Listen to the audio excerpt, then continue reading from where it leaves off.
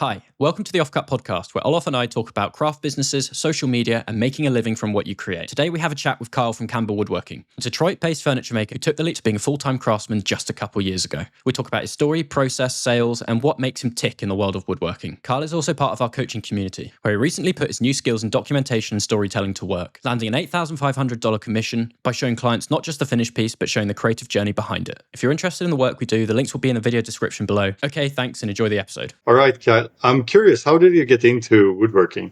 Woodworking? I mean, I've been kind of around it forever. My grandpa dabbled. He was not a fine furniture maker by any means, but at one of our cabins, we had like a basement shop, and he would go down there and mess around. We had a couple lathes, so he did a little bit of turning, and he just made like blanket chests, pretty standard blanket chests, glued and screwed together.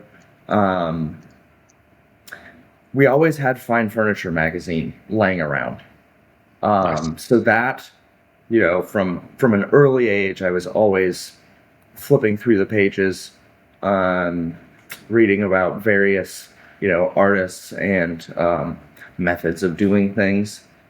But I never really did it per se. Then in my late teens, early 20s, I worked at a kind of cabinetry shop. It was steel cabinetry with wooden inlays. So that's where I, for lack of a better term, cut my teeth with, building things to a certain specification. That transitioned into timber frame home building in my early to mid 20s, and and then I went back to school for my mechanical engineering degree, and during that time, when I had time, I would, I had a little garage in my apartment complex that I was able to hang around in and do some projects here and there. I made myself a dining table and a coffee table, and all the kind of standard accoutrement for an apartment when somebody didn't want to buy that stuff from IKEA or whatever. But so yeah, that's kind of how I got started, and it's snowballed from there. I'm curious, the company you worked in that did steel frames with wood inlays, was that like steel frame table with steel legs and tabletops, or what kind of furniture was it? So it was actually primarily a concrete countertop company that also made cabinetry to go underneath their countertops. It was actually a really cool business model. Basically, they took fly ash, so burnt coal byproduct, and made concrete out of it. So it was like a 98% recycled countertop. The only thing that wasn't recycled was the few chemicals that we put into the mix for like aiding in viscosity, changing the viscosity, and the steel rebar for reinforcement. But yeah, the cabinetry, it was like steel mainframe for supporting the countertops or whatever, and then steel doors. We made our own pulls, and then a variety of different wood inlays inside that door frame. All right. Yeah. Nice. So what was it for, like kitchens? Kitchens, bathrooms. So did you learn your woodworking skills here as well? No, definitely not. I would argue that the skills that I possess now are effectively all self-taught, whether that be reading books, Lost Art Press I'm going to plug them. Lost Art Press definitely has helped with making sure that my designs are proportional and, all the different modules. But then as far as like the actual woodworking, yeah, I am all self-taught. So one thing that stands out with your designs is that you have these beautiful, cool curves.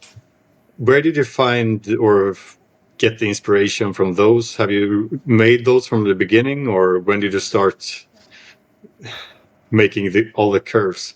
Yeah, so there's a couple different answers there. Are you guys familiar with Jerry Osgood? Might have seen them, but no. I think you would recognize some Jerry Osgood work if you saw it. Nothing in his designs are straight, like nothing. Maybe a drawer pull, maybe a drawer pull, and the flat surfaces for like, setting something on. Yeah, I've always been fascinated with that because it's like, oh, like how do you do the joinery on curved surfaces? And it's so there's that. But then within the past few years, it seems like everybody has been inspired by Sam Maloof in some way. And so, yeah, I was heavily inspired by Sam Maloof's work and the very kind of fluid, curvy nature of his stuff. All of my chairs utilize a modified Maloof joint. He is a renowned American furniture designer. He did a stint in the Navy, I believe, and then went to design school. And then the story is that he would collect dunnage on the railroad tracks to build furniture for him and his wife. And that's where he kind of got started. And really cool story. Yeah, so Jerry Osgood and Sam Maloof, and then Hans Wegner, Finn Jewel are my more Danish influences. Because the Danes, they do a variety of kind of curvy, minimal, and refined designs. That was a long-winded way to get to the point of the curves, but nice. Jerry Osgood and Sam Maloof primarily are what kind of inspired that, and then figuring out how to do that is another thing. Being inspired is the easy part. Talk us through how you then figured it out. Did you do it through like YouTube, or did you do it just by trying to look at the images and break down what joints? Yeah, so YouTube has definitely been beneficial, just to kind of get a better visual aid on how people are doing like Maloof joints specifically. But then it really has been, it's been a very long process to figure things out. A lot of mistakes. Yeah, there's been plenty of pieces that I have burned in the fireplace. So yeah, it has been trial by fire, for lack of a better term, and just looking at things and kind of just breaking down, because it's overwhelming to look at the whole picture. So, and this is something that I learned through mechanical engineering, especially in like dynamics and thermodynamics. Break that problem into its constituent little parts, and that will help you figure out how you need to build your equation to get to your product. And that's how I do a lot of my kind of reverse engineering. I have this big piece that I want to do, and then I backtrack, how do I get there? So it's like, interesting. Because sometimes in problems, in dynamics problems, you were given an answer and you were supposed to prove why that was the case. And so that it's very much that same scenario. It's yeah, you've got this piece like the scaled drawing or, something on Fusion 360. And yeah, I backtrack from there to figure out Cool. what joinery is necessary, how things are going to expand and contract. And that's something that I've also paid a lot of attention to, because some of my furniture pieces around the house are from my grandparents who got them from their parents. And so a lot of this stuff dates back to the mid 1800s, and it's still surviving because these folks that designed and built this stuff built with expansion contraction in mind. And so, yeah, like the latest, that credenza or sideboard, it's more of a sideboard than a credenza, that is basically all on floating slotted mortises. So the whole case can expand and contract without being encumbered by the base. Yeah, for everyone that hasn't seen that, please go to Kyle's Instagram. We can link it down below, and you can see his latest. It's your latest piece, right? The credenza. One of the latest pieces, yeah. All right. Yeah. And that's something I finished like 7 pieces in the last month. Nice. Wow. Yeah. It's been, yeah. But like, and that's how things go for me. It's like I batch everything out so that I'm just using one machine or one setup, and then everything kind of gets carried through at the same stage. And so, Right. yeah, so usually I have like a lull in finished pieces, and then I have like a lot of finished pieces. Do you take that same approach to design? Do you design multiple pieces in one sitting with the intention of you're going to batch them? No.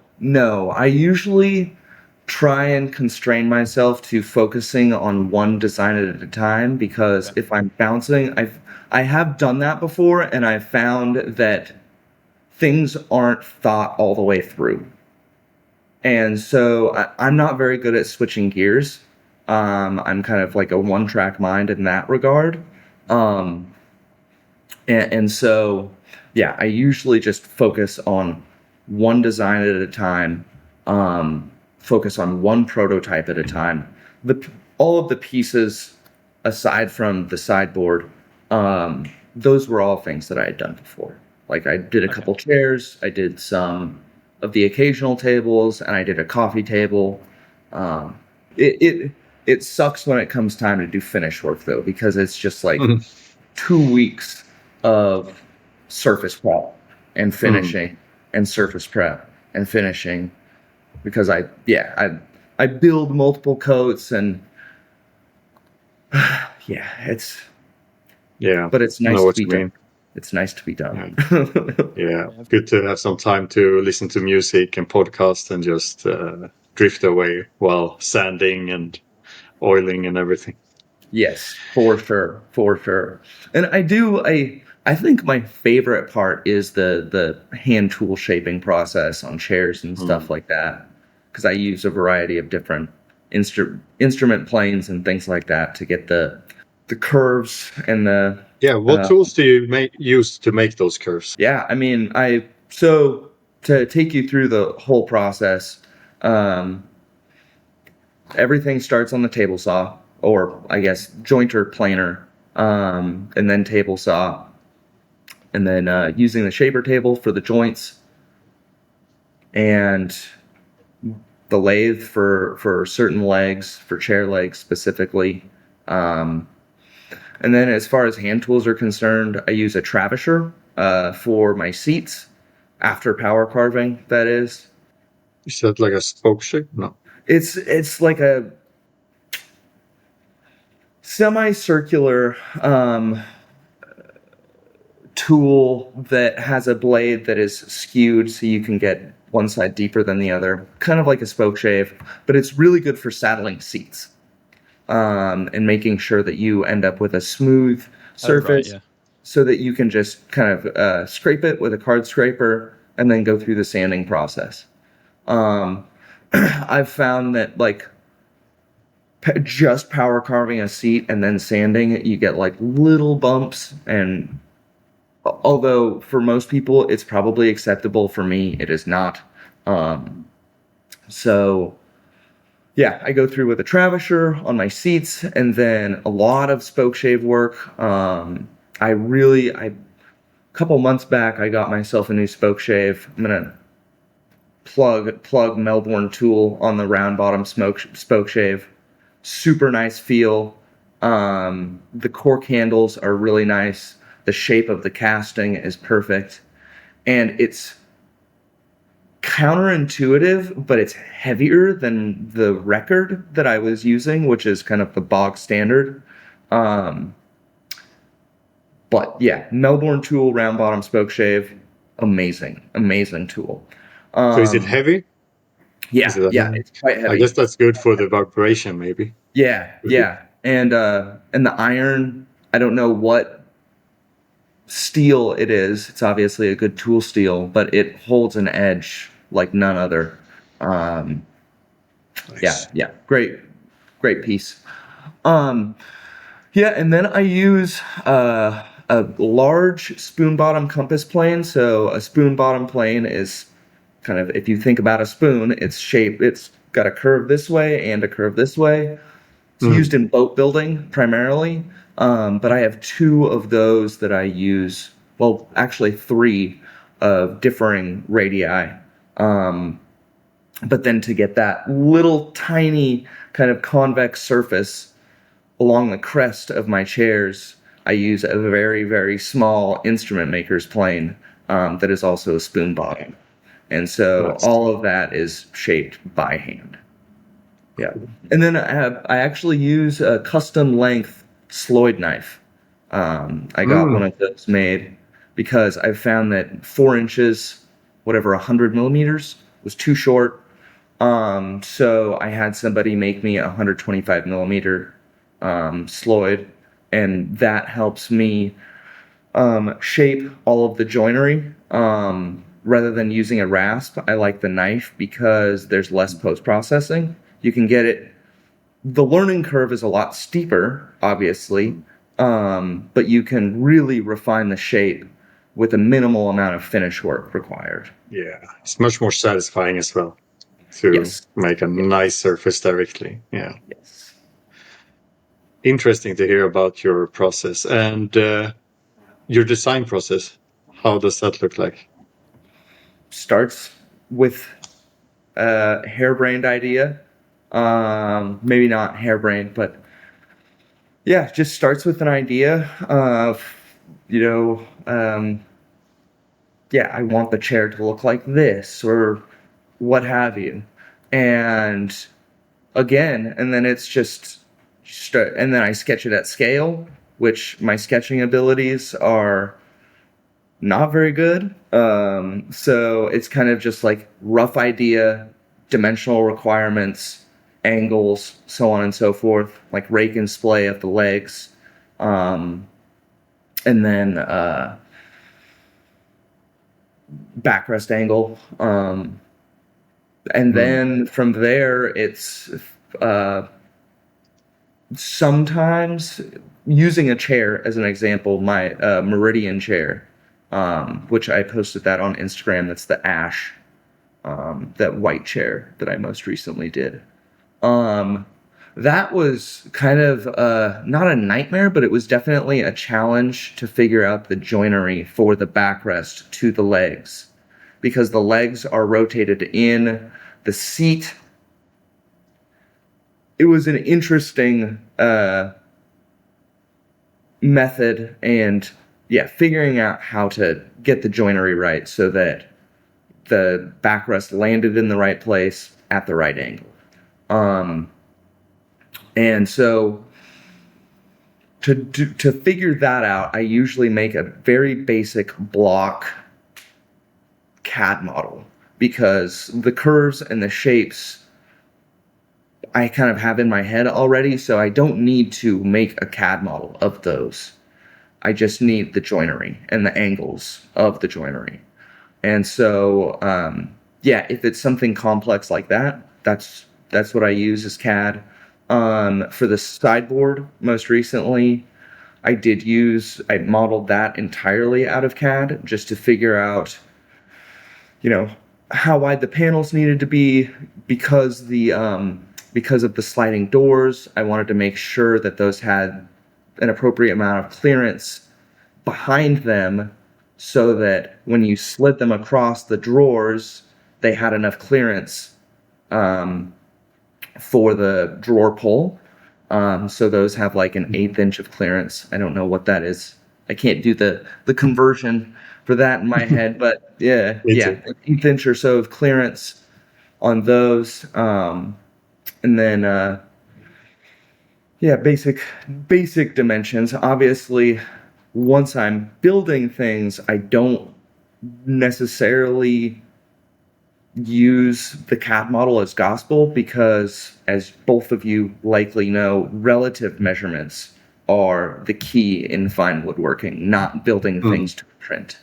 And I mean, obviously, get things very close, but there is a point in time where you just need to mark where something lands, and that's what it is. You don't care about the actual number associated with the measurement.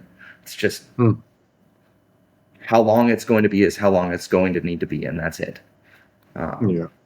Yeah. But interesting to hear that you didn't draw out all the curves on those chairs in CAD, because someone like me who is not very good at CAD, wonder how someone like you design a chair with all those curves, because it's just hard to even draw it in CAD. But you just make the kind of construction roughly in CAD, the joinery, and then you shape by hand just using your eye.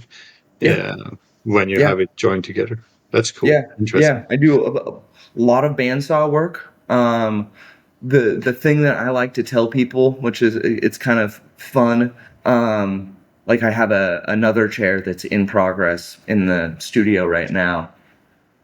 The seat and the legs are glued on. It's an armchair. It's a 3-legged armchair that I've done before, but it was one of my early works. And so I'm revisiting the design and with a lot of my new skills and processes. But right now, the backrest and arms are still just in their laminated block form. And when people ask, what are those for? I'm like, well, in those blocks, there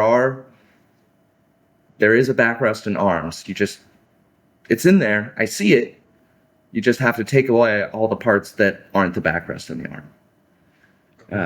To get them so that they, obviously, because they're organically shaped and hand shaped, they're not all going to be identical. But to get them so that they look like identical to the eye, do you say on a chair, do the shaping of all 4 legs at the same time, so you can sort of have a feel and compare them right next to each other before you then join them?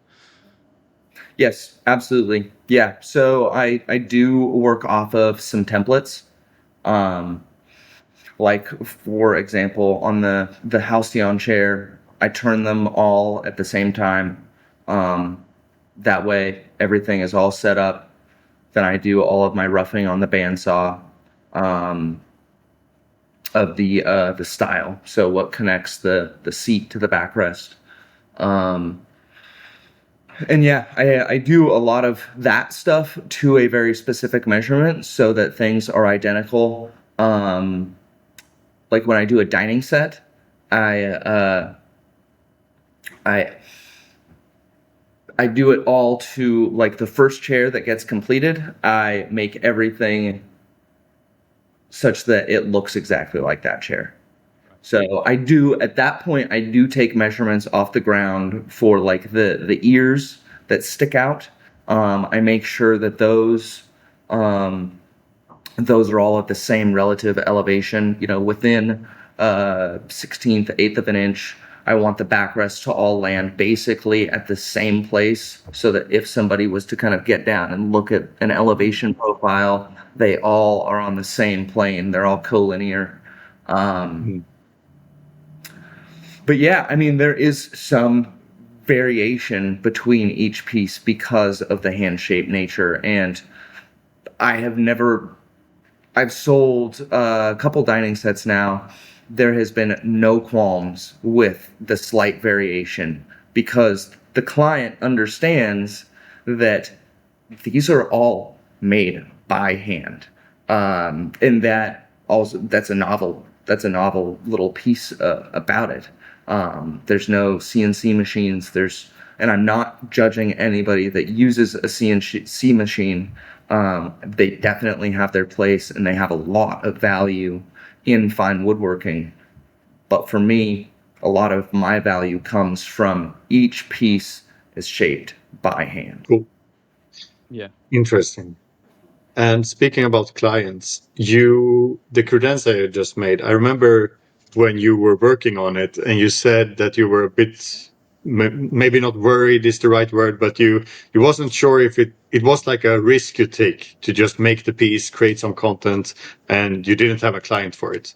But then after like 2 days or something, you posted it, you sold it, right? It was less than 24 hours, actually. Oh, really? Wow. Yeah, That's nice. yeah. I posted it, and then I posted it in like, lunchtime, and the following morning, they were like, "Yeah, we'll take it. We'll take it." Congrats, nice. Yeah, we can cut it out if you're not comfortable saying, but how much did you sell it for? not enough. Not enough, but 8,500. 8,500. I'm very happy with it. But it did require a lot of hours. It always does for the first piece, though. So next will be much faster. Yeah. Yeah, for sure. I mean, for just the drawers are on side mount slides, wooden side mount slides that are adjustable within the case. And to make the jig, to make those pieces, took me a few tries, just because I needed something super rigid, extremely repeatable, because why those slide back and forth in their dados is because then I was able to adjust the reveal of the individual drawers relative to the vertical partitions in the sideboard, or in the case, that is. And yeah, so now that I have that jig made, I can actually just adjust the length. So I'm doing an entryway table after my vacation that I'm taking here in a week or so, and that is going to use these side mount drawer slides, just because they feel so nice, they're tidy, they work. I can adjust the reveal. Yeah. So is your client local or are they international? They're local to the U.S. Yeah. They're local okay. to the U.S. International, I'm just not at that place yet. But I'm just trying to take it one step at a time. I'm kind of focusing on the furniture and stateside sales for the time being. So how are you shipping currently? Are you trying, if they're close enough, are you hand delivering or are you boxing it up in a crate? Both of those things. Yeah. So, if it's like a big dining set, I usually try to orchestrate a vacation around that to that area. So I generally do the hand delivery. I have crated a number of things and shipped them with 100% success. So that's been nice. I will start, because I feel like my brand and my work can kind of stand on white glove a bit more nowadays. I am going to start using white glove, but if it's local, like this entryway table commission that I've got going on, they're just like 20 minutes away. So I'm going to hand deliver it, and then I'll be able to, buff it out when it gets there and create like a nice little experience. And we've got an open house, this weekend, and this client is going to pop by, and so they'll get to see the walnut that their table will become, so that's fun. It's fun. I try to create an experience. My most recent dining set, the client actually picked out an entire tree. So 6 chairs and a dining table, all came out of one beautiful air-dried walnut tree. So it's got a bunch of different. It's not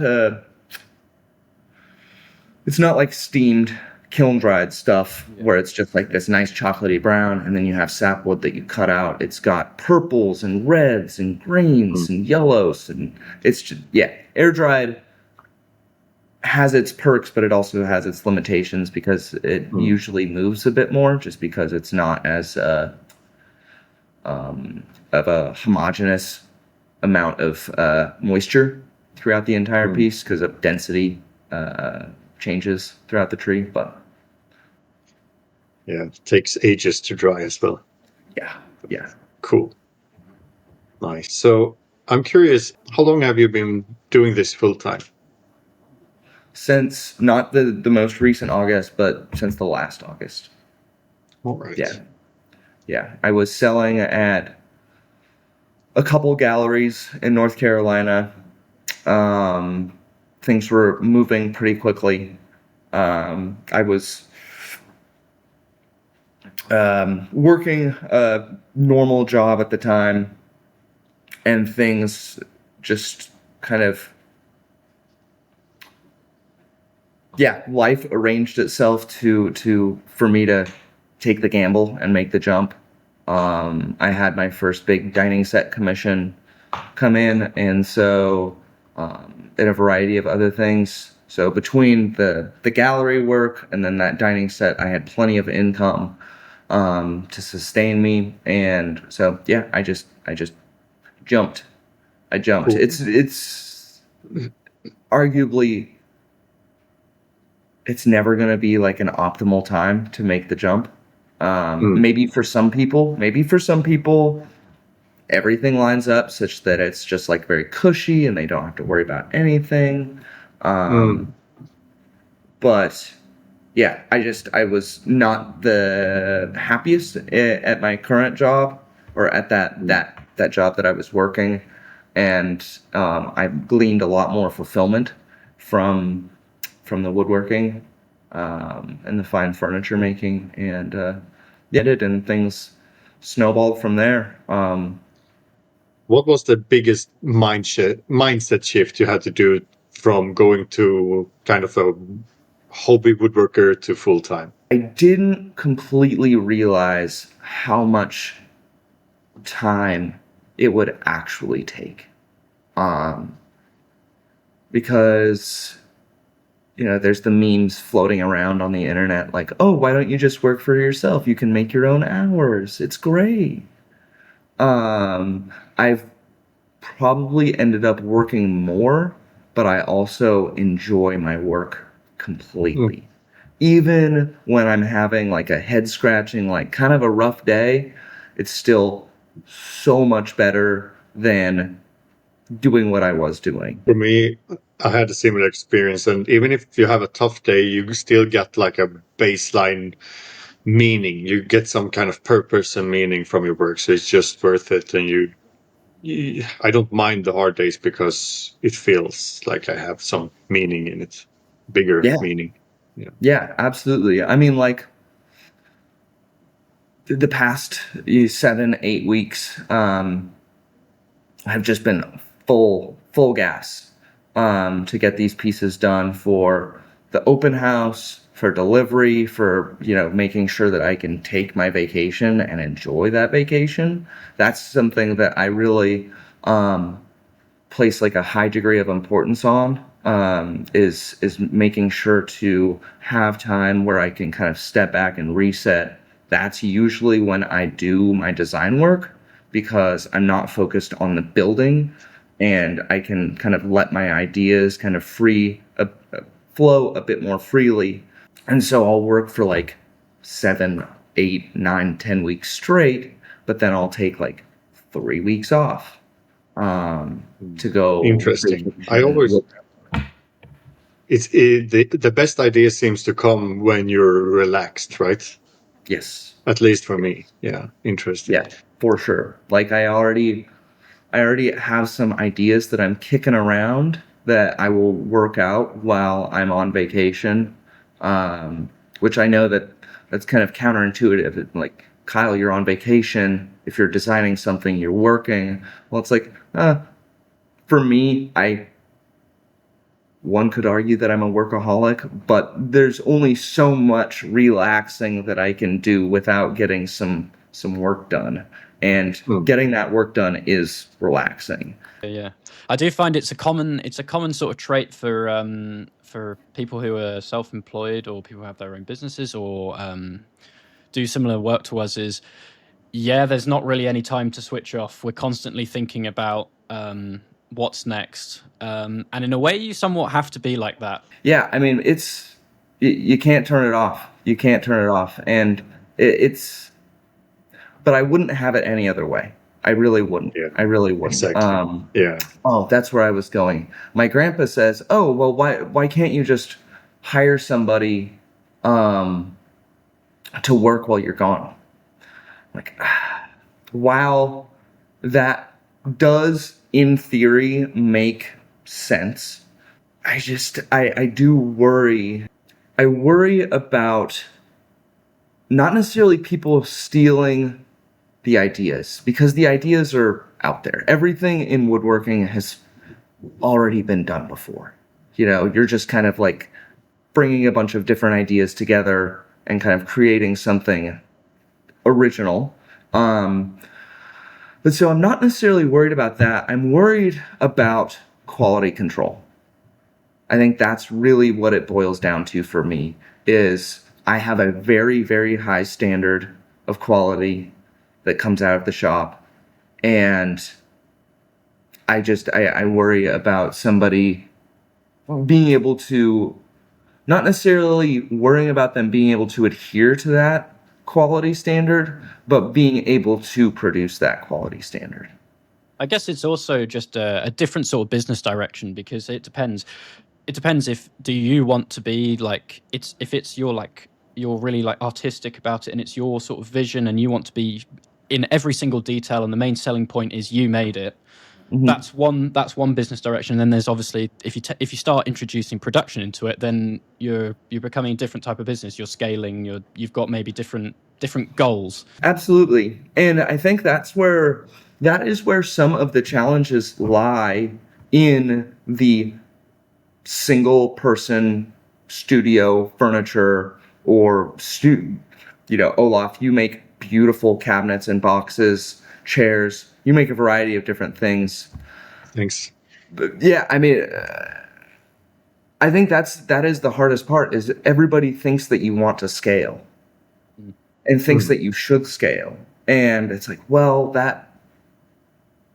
doesn't that kind of remove the authenticity of the one-of-one product or a small series? Yeah, you got to ask yourself what you want to do, because if you start hiring people, you will get other tasks like paperwork and stuff. And if you just have a one-man business, you get to do everything. I guess the more people you have in, the more specialized you need to become. So, and yeah, it's a great freedom to just be yourself, decide what you want to do, and don't have to care about anyone else, because hiring people, it's while sometimes it would make things easier, it will definitely come a lot of other problems with that. Yeah. I mean, Philip, like with your videography and you're very much like a documentarian. Have you ever thought about focusing more on the woodworking and hiring somebody to do the videography and the back end of that? No, never. So I get daily messages being like, I'll edit for you or I'll do this and that. And I think obviously they don't know, but For a lot of people, it's hard to understand that someone is doing it for the sheer love of doing it, rather than they're doing it because they want X amount of money or they've got X goal.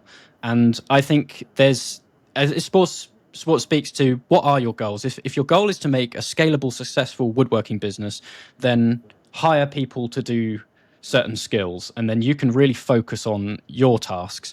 But if you're doing it because, yes, you want to make a living, but you really enjoy what you're doing and you do it for the love of the art, then yeah, do all of it. Make sure that you do all of it.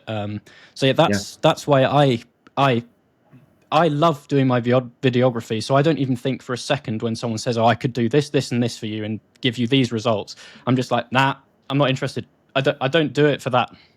I dig it. Yeah. And I think that's kind of where I arrived too. It's, if a client needs something in 2 weeks, I am now very comfortable with saying we're probably not the right fit then.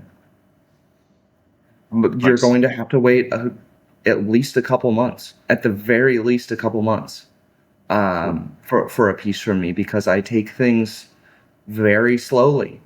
And yeah, I think that's also something that is probably difficult with people getting into the business and kind of figuring out how to navigate that, because it does seem very wrong to tell somebody that you might not be the right fit. Yeah.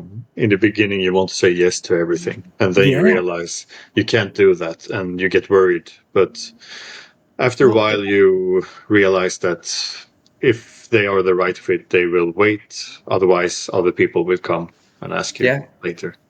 Yeah. Or if I had an interior designer reach out to me and they wanted something very specific that was not in my wheelhouse. I could totally do it. That was not the issue, but it wasn't something that was going to reflect my style, and at all, not even close. If it's pretty close, if it's maybe more of a shaker influence, like this entryway table will be, I'm totally game for that. But if it's something way out there in left field, no. But I chimed back I even threw together a sketch that was had the same relative eye feel and stuff like that, and bounced back and forth with the client, and yeah, it didn't result in a job, and I am certainly not bent out of shape about that, because they wanted something very specific that was it wasn't going to be anything that I could put on my website or that I would want on my Instagram, because I don't want people reaching out being like, "Hey, can you do that again?" Yeah. Nice. Nice that you have that option to say no to those kind of work, because a lot of people in the beginning don't have that option. So yeah, that's I great. I do feel very fortunate in that way. What advice would you give someone that starts a new woodworking business? I think my advice, it wouldn't be tool advice, it wouldn't be design style, it would be kind of figure out what we were just talking about. Do you want a woodworking business that is scalable, that is more production oriented, or do you want a business that focuses on artisanal craft and more, I would argue, what you guys are doing, more studio furniture, and I'm doing. Figure that out first and foremost, because then you can develop an actionable plan that doesn't necessarily, I hate to use the term slingshot, because nothing in this industry happens fast unless you have a lot of money behind you. But yeah, I think that would be my advice. And be honest with yourself. That's something that I've struggled with too, is because am I kind of money hungry? Yeah, but I'm more hungry to stay in my wheelhouse and kind of not sell my soul for a business that is more scalable and production oriented. I would much rather keep it low and slow, artisanal craft. And the sooner people identify what their actual want is, the sooner their business will be more successful, in my opinion. Yeah, for sure. A clear sort of vision and goal as to what you want to produce and what you want to do. Yeah, that will streamline the process for sure. I when I started out, I didn't. The only goal that I had was I wanted to do this full time. So I took a very like scattergun approach. If I tried making lots of different things, and but I was only just starting, so I had to learn and experience so much. But as soon as I sort of found out that one thing that started working for me, and I focused on that, then it all sort of slotted into place, and things started moving much more quickly. Yeah. What about you, Olaf? Yeah. I was a plumber when I started out, and I didn't like the job at all. So in the beginning, it was just as long as I don't have to be a plumber again and just work in wood and do the pieces, and like it has changed a lot. Like my path has been back and forth and studied in between and doing a lot of different stuff. But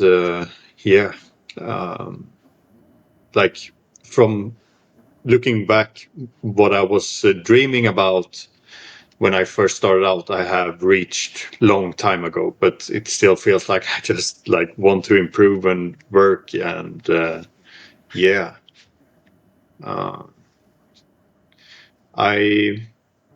focus a lot on what I want to do long term, and like try to make a plan and find some kind of system that I can fall into and that I know I want to do long term. Yeah. And I'm still figuring it out. So I guess it will be like this forever, but I feel like I'm trying to look further away now. Yeah. I dig. What are your future goals? Where do you want to take your craft, your business? What do you see it becoming? My goals are to obviously build more things.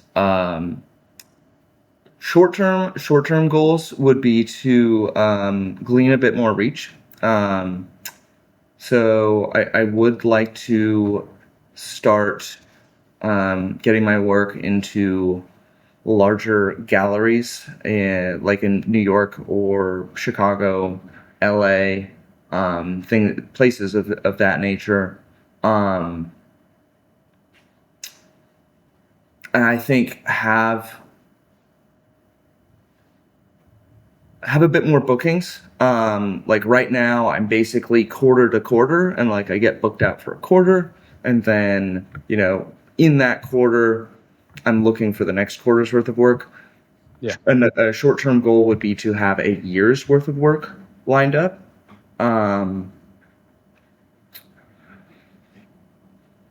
Those are kind of both short and simultaneously short and long term. And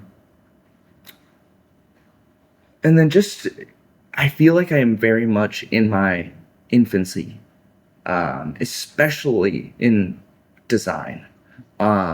There's a lot of things that I want to do, say in the next 5 years, that really, really push the design side of things.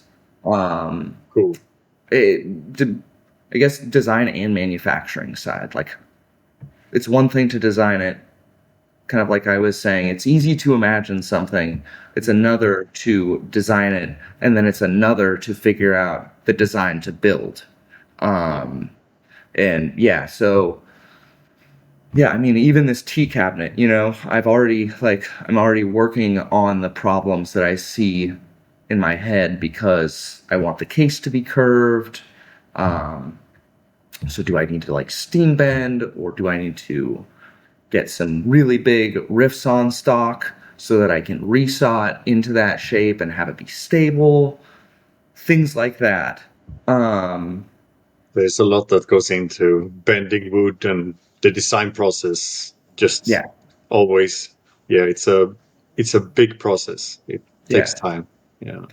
Yeah, and I mean, I've only been doing this for like, a year, and we'll call it a year and a half full time. And so Yeah.